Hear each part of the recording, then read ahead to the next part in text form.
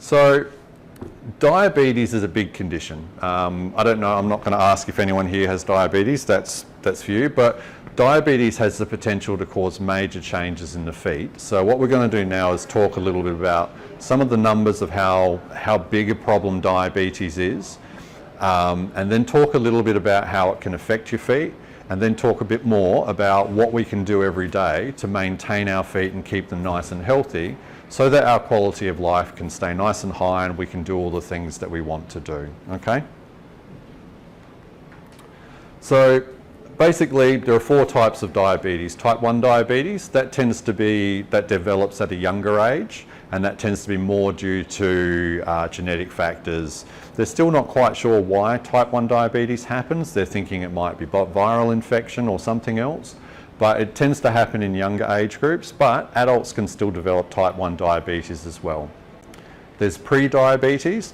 Now this is what we refer to as like a glucose intolerance. So basically you're sitting on that borderline and your sugar level's a little bit elevated, but it's not classic diabetes at that point in time. And then that leads on to potentially type 2 diabetes, which tends to happen as we get a bit older. It happens if our lifestyles are a bit more inactive, if we're eating too much of the wrong sorts of sugars and foods and things. And then gestational diabetes, which tends to happen to mothers that have a predisposition towards this condition, and usually with big babies as well. So there are a number of other diabetes as well, but they're more associated with specific medical conditions. So these are the 4 predominant types of diabetes that we encounter in society. So we're going to focus a bit mostly on that today. So if you're diagnosed as being pre-diabetic or having pre-diabetes, and you do nothing to change your lifestyle, your diet, your exercise levels, then your chance of leading to diabetes is quite high. If you have pre-diabetes and you make some major changes to your life and get back to eating really healthy foods, keep exercising, increase your step count, all of those things, then your chances of that settling down are quite good as well. So it really depends on whether you heed the messages of, okay, pre-diabetes is like a warning flag. It's like someone waving a red flag saying, hey, we've got to change something here.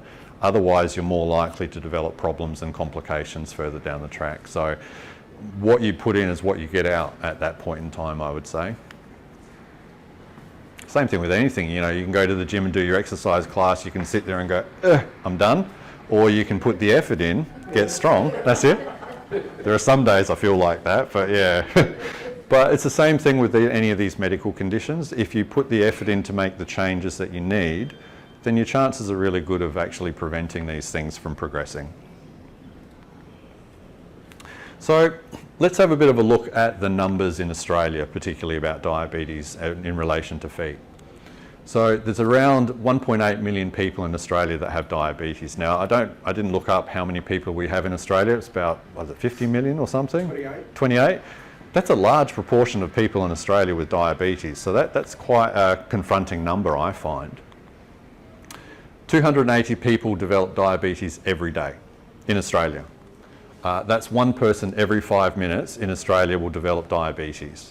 So this is a big problem for us as a country, I think. And the numbers globally are pretty much similar with this as well. So percentages are quite high all over the world. Yeah. Has this got something to do with the way our diets have changed over the last 50 years and the amount of medication that people are taking these days, which affects our body as well? I can't speak to the medication side of that, but definitely the diet side of things. If we look back 40, 50 years ago and we look at the foods our grandparents ate, it was smaller proportions, it was good healthy fruit and vegetables, yep, small bit of meat, and that was about it. Good and non-processed food. That's right, yeah. Okay. Whereas today we have all of these processed foods that are available to us, and to make those foods enjoyable, they chuck in a bunch of sugar, or they're simple carbohydrates that convert to sugar very, very quickly, or they're high fat, or these sorts of things. And they're quick and they're easy, so people get onto those things. If we went back to a more healthy diet from 40, 50 years ago, that would probably help us quite significantly. But diet is a big problem for us in Australia, I think. And if you speak to the dietitians and your GPs, they'll all say, cut back on these sorts of foods, eat simple foods, eat, good fruit and vegetables, increase that content, and that's going to make all of us better, I think. But the dietitians are probably the best people to talk to, but definitely diet is a huge contributor to diabetes. 2.4 million people are affected by diabetes every day. Now, this number is about people with diabetes, but also people that their diabetes are going to affect. So it could be a family member, it could be the workplace, it could be children. All of these, it's not just the people with diabetes that have the effects of diabetes, it's the people that care for them, the people that work with them. The numbers get bigger and bigger when we start to look at how diabetes affects society in this situation. So this top number is just people with diabetes, but this number is those people around them that are having effects because of that person's diabetes as well.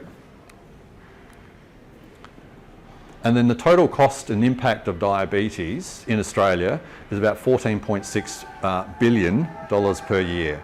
And that's healthcare, that's costs to the health system, that's losses in workplace time, it's family costs. All of these things impact on Australia as a society.